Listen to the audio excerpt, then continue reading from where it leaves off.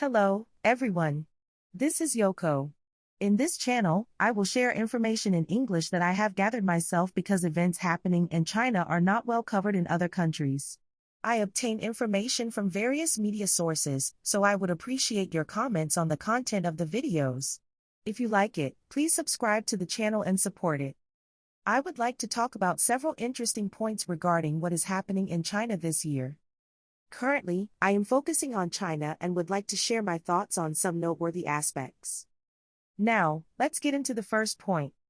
The first point is about the future of electric vehicles, EVs, in China. The Chinese Communist Party has positioned the expansion of EVs as a national strategy, aiming to promote the widespread use of EVs domestically and strengthen the position of Chinese EV manufacturers. However, in my opinion, China has been actively promoting EVs for quite some time, and challenges related to EVs have become evident at an early stage. In the end, Chinese consumers seem to find EVs more convenient than gasoline or hybrid cars. At least at this stage, many people consider EVs to be better. However, the policy direction of the Communist Party is unlikely to change, even if there are some inconveniences domestically. Nevertheless, it is uncertain whether the strategy of building domestic strength while actively promoting in foreign markets will work as expected. Various issues have surfaced within China, and if these problems are recognized by foreign consumers, attention may be drawn. Also, political factors may come into play, and there is a possibility of defensive measures being taken to protect the domestic industry in response to the increasing presence of Chinese-made cars in other countries. For example, in countries like the United States, Chinese-made EVs are already excluded from subsidy programs. Therefore, the global success of Chinese-made EVs may face significant challenges. Next, let's move on to the second point of interest, focusing on the situation in Hong Kong. Currently, Hong Kong is rapidly integrating with mainland China, and the perception that doing business in Hong Kong is safer and more stable than in mainland China is diminishing. The notion of Hong Kong being a financial hub is also changing. In today's China, even those involved in economic analysis, such as economic analysts and consultants, can easily be arrested if the Communist Party perceives them as a threat. This situation has raised concerns about the safety of doing business in Hong Kong, and it is intriguing to see how this situation will unfold this year. In such an environment, foreigners cannot work with peace of mind. Even if Western businessmen are told to visit or relocate to Hong Kong, they might refuse, saying, "No, thank you." This is because we are in a different era now. Despite the uncertain situation, there is a discussion in Taiwanese media that it may be challenging for Hong Kong to continue its role as a financial center indefinitely. There are also voices claiming a decline in the importance of the Hong Kong dollar, and it is suggested that international business in Hong Kong is gradually shrinking. This could lead to a decrease in demand for the Hong Kong dollar from foreign perspectives. Holding the Hong Kong dollar may lose its significance, and assets in Hong Kong might lose their appeal compared to purchasing real estate in mainland China. The potential for further decline in Hong Kong's importance is high, and it may no longer be the financial hub it once was. In fact, Hong Kong has experienced a decline in real estate prices and stock values, and this trend is expected to continue this year. Present-day Hong Kong is not the Hong Kong of the past, it is effectively controlled by the Communist Party, existing in an opaque and unpredictable environment. Looking ahead, there is a possibility that the uncertainty in the financial sector will persist, making business in Hong Kong increasingly risky. Under the control of the Communist Party, the situation not only remains uncertain but also holds the potential for opaque and rapid changes. The saying "pigs get fat, but pigs get slaughtered" might be applicable, considering the uncertainties accumulating under the Communist Party's rule. Therefore, the decline of Hong Kong raises the question of what will become the new financial center in Asia. Options are limited, and physical infrastructure is a crucial factor. Moreover, stable legal systems, respect for contracts, and a commitment to the rule of law are essential for businesses to operate safely.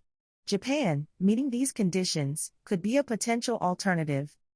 This doesn't necessarily mean that China will take the lead, as the decline of Hong Kong could be an opportunity for Japan. If Japan becomes a financial hub, it could attract significant capital inflows and potentially contribute to Japan's prosperity in the future. Hence, the decline of Hong Kong presents an opportunity for Japan to enhance its position in the global financial landscape. The third interesting point is China's domestic politics.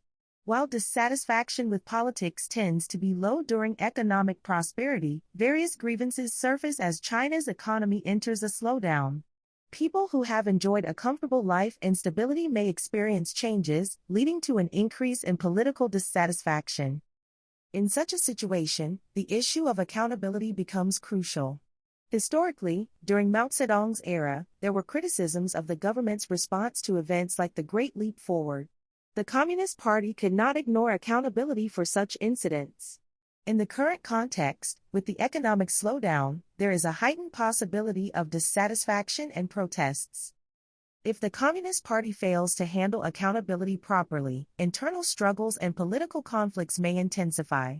Viewers not familiar with Chinese politics may find it challenging to understand subtle nuances, but there is significant potential for political uncertainty and internal struggles. While this uncertainty may not necessarily lead to harsh measures seen in other countries, China's political landscape is complex and influenced by various factors.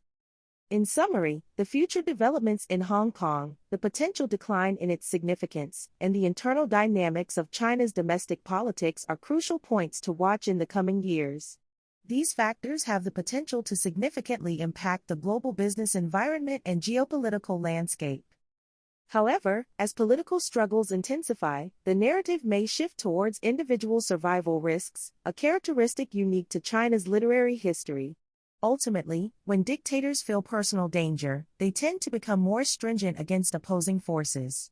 China is entering an economic downturn unprecedented in the experience of the Communist Party, with a majority of Chinese people facing the prospect of a harsher life and growing concerns for the future. In such a scenario, issues of accountability may arise within the Communist Party, typically considered as failures on the part of Xi Jinping.